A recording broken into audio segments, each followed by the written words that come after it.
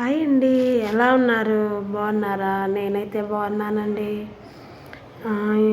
ఈరోజు టాపిక్ ఏంటంటే చాలానే చెప్పాలని ఉంది, కానీ చిన్న మాట. ఎలా ఉన్నారు? చాలామంది అంటున్నారండి, నీకు వీడియోస్ అవసరమా? ఏం తెలుసు నీకు యూట్యూబ్ గురించి అని. తెలియకపోయినా పర్వాలేదు, తెలుసుకుందాం. నేను యూట్యూబ్ స్టార్ట్ చేసినప్పటి నుండి నిజంగానే నాకేం తెలియదండి. కానీ ఈరోజు పర్ డే ప్రతి ఒక్క రోజు నేను నేర్చుకుంటున్నాను.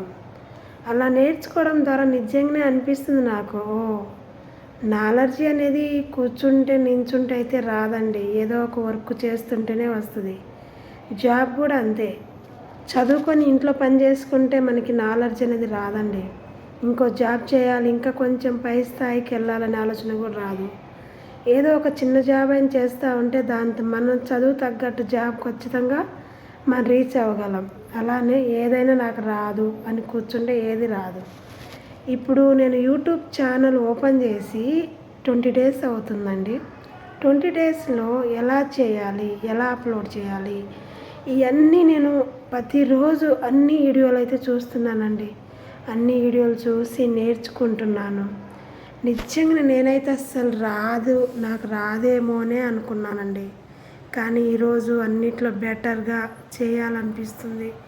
కానీ దీనిలో యూట్యూబ్లో ఏంటంటే ఒక్కళ్ళు చేసింది మనం చేస్తే మనకు నిజంగానే న్యూస్ అనేది రాదండి.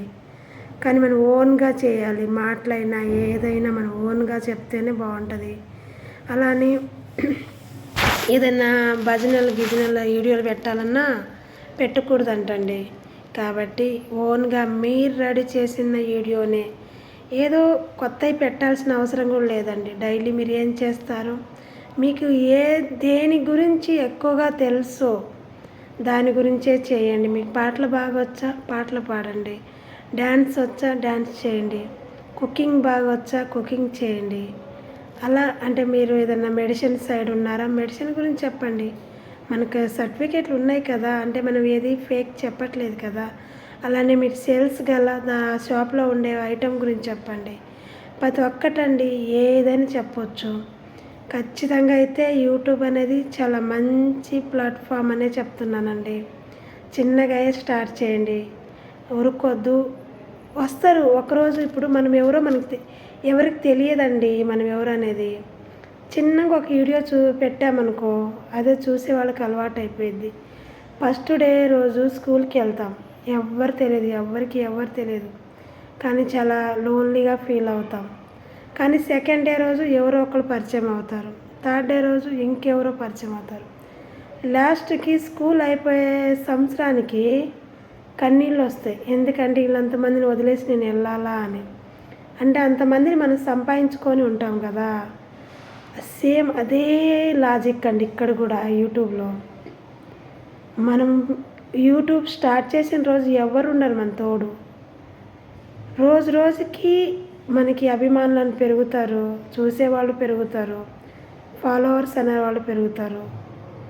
మనోళ్ళే కదా, మీరు చూసేవాళ్ళే మాకు సపోర్ట్ చేస్తారు. కాబట్టి చూసేవాళ్ళు చాలామందినే ఉంటున్నారు. ఈ రోజుల్లో సెల్లు లేకుండా ఎవ్వరు లేరండి.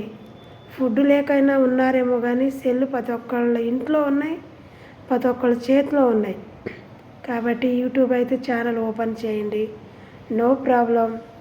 నిజంగానే బాగున్నాయి, మీరు చేయవచ్చు.